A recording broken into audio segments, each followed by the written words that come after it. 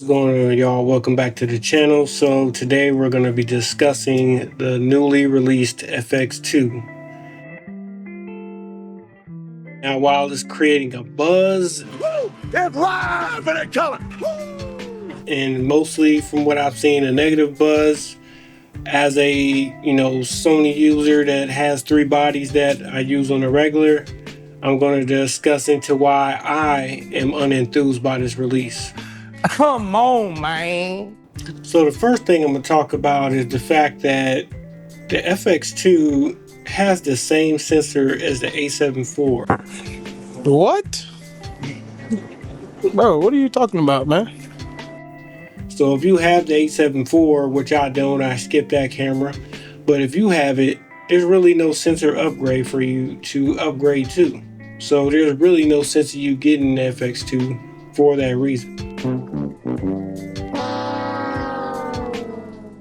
Now, while the FX2 offers 4K 60 frames per second in Super 35 crop mode, my FX30 already does 4K 120, and that's already in Super 35, even though it may give you a little bit of a crop, but I'm still getting 4K 120. You just gotta step back a little bit. So for that reason, there's no real upgrade in the slow motion aspect of the FX2 for me to want to upgrade to that. Makes no sense. Now, the real-time autofocus that they got in the FX2 is impressive with the AI autofocus and all that. And granted, they did add a little couple things in there, like, insect, things like that. But my FX30 has AI autofocus too. And it does real well. It's sticky, I don't have a problem with it. So the FX2 isn't giving me enough bump up in the AI autofocus area to make me want to, urge out and be like, oh, I need to get this FX2. That's really not too much of an improvement. And once again, for the price point, it's still a cheaper camera that I can get that gives me AI autofocus anyway, and is tack sharp with the focus. So it's not really another reason for me to jump ship and go to FX2. Now, next thing I'm gonna talk about is this whole tilting EVF thing. And I understand there were maybe some people out there, maybe a loud minority, that were asking for a tilt EVF. But for the majority of people that do filmmaking or videos like me, I use a monitor for my videos, and there's not really a reason for me to want that tilting EVF. And plus, it protrudes out in a way that even when I stick it in the slots of my bag, it would probably catch. Either if I put it straight down vertically, it's probably gonna catch the the little pockets in my bag, or it's just odd. It's just like you have this protruding EVF that it's probably gonna get broken in a bag, to be honest with you. And that's not trying to knock Sony for trying something different, but for me, when I'm packing my bag and things like that, I think about that. Like my FX30, I can just strip it down or just have it on its cage and just put it straight in a pocket in my bag, and that's it, even with the lens in it, on it. So it kind of doesn't really make sense to have this tilting EVF. Now, I can see if you're having it on your shoulder as a shoulder rig and you want to use that EVF, or you're on a tripod and you're filming and you're looking straight down and you want to get that viewpoint and see that nice, view, that's cool. But other than that, it's not a real use case for getting this for that tilting EVF. It just really doesn't make sense to me. It may make sense to other people, but from the majority of people I've seen that actually have had this camera in their hands and reviewed it, or people just talking about it in general, we really don't need a tilting EVF screen. It's a no-go. It could have been way smaller, actually. All right, let's talk about this price point real quick. So at $2699.99, the FX2 is really parts from the A7IV. You got the old screen from the FX3, and you dabble in a little bit of features that should definitely be in the next upcoming cinema camera, but you also made it more of a photography camera as well. Which, granted, I understand like a lot of content creators are probably gonna want that photo feature. Me with the FX30, this picture capabilities are fine enough for me to use. It's not like a big issue or anything.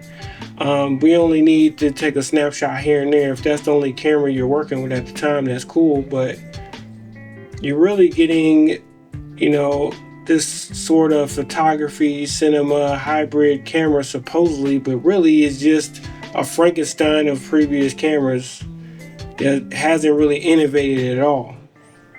And you look at the price, $26.99. If you go out there and look at other cameras, you got Nikon, you got Lumix. Now Lumix, I know, is the big thing, and all the fanboys out there are, going crazy on both sides. No, I'm not a fanboy at all. I'm not really loyal to any brand. If the camera does what I need it to do or want it to do, or it has features that I feel like can help my workflow, I'll rock with it. But I am invested in Sony as far as their camera bodies. I have 3. I'm on the FX30 now. My A7 III is above me, and I have my A7R4 over there. Now, with that said, I have a myriad of lenses too. But I'm looking at the thing of, if I was going to spend $2,700, what is the best bang for my buck? And putting the FX2 against the Lumix S1 II and any of the other, brother cameras it has out in that lineup, there's no competition. And I know everybody's talking about open gate and things like that. We've been living all this time without open gate, so I'm not really too much on open gate. But if I can get open gate as well amongst with other features on my camera, like, why wouldn't I spend my money there instead of spending it on FX2? And granted, if I'm already in the Sony ecosystem like I am now, and you have something like the FX30, there's no reason to jump from that to the FX2. If anything, I would say save your money and still buy FX3. Even me, when I'm looking to get me a full frame cinema camera, I'm going to go with the FX3. Now, whether the FX3 comes out or it hasn't come out, I'll still get a regular FX3 if I want to go full frame. Like, it's just a no-brainer. So it's not really a good bang for your buck to buy the FX2, in my opinion. Now, granted, if you don't have a Sony at all and you want to get into cinema, things like that, but you want something that can take photos also, this may be a great camera for you. And you may, jumping in and not having any of the features that the FX2 has, yeah, that would be a good call, but still, I think that would go to you maybe wanting to get in the Sony brand, maybe also want to be a fanboy, because the Lumix cameras are still so much better. And even the Nikons are out there, that you can get a Z5 or something, and that would be, sufficient for what you're doing.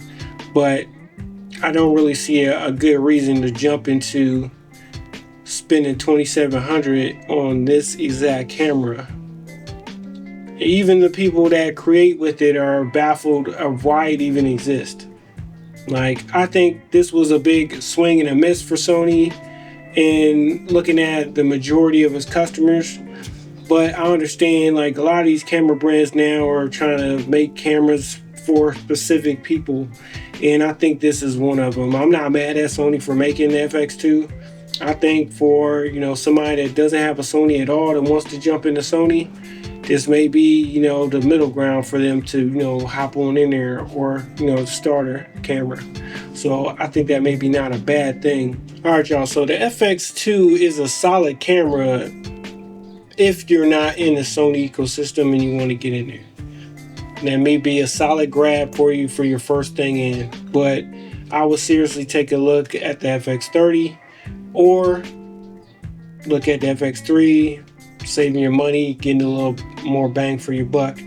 But also, you know, there are so many camera options out there you can choose from. And just think of that. Me as a Sony gear user, this is not a camera that raised the eyebrow for me. I don't really see a reason to upgrade.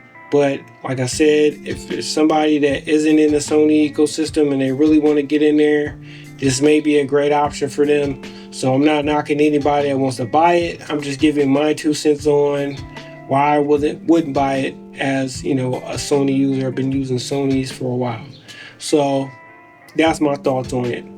Now, I would seriously think about, you know, if you're going to spend $2,700, $2,500, or $3,000, or whatever you're going to spend, seriously look at the cameras out there. I would always go for the camera that's going to give me the most bang for my buck. And the FX2, if you look at all the other cameras out there, is really not it.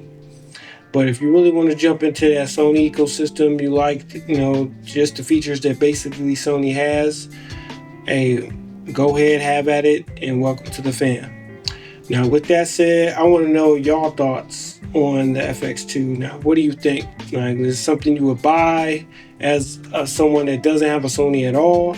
Or even as a Sony user, you know, what do you think about it? Are you still going to purchase it anyway? Are you thinking there's no way I'm going to buy this camera? Let me know down in the comments. Y'all know how to do all those good things. Like, comment, subscribe, all that good stuff. And I'll see y'all in the next video.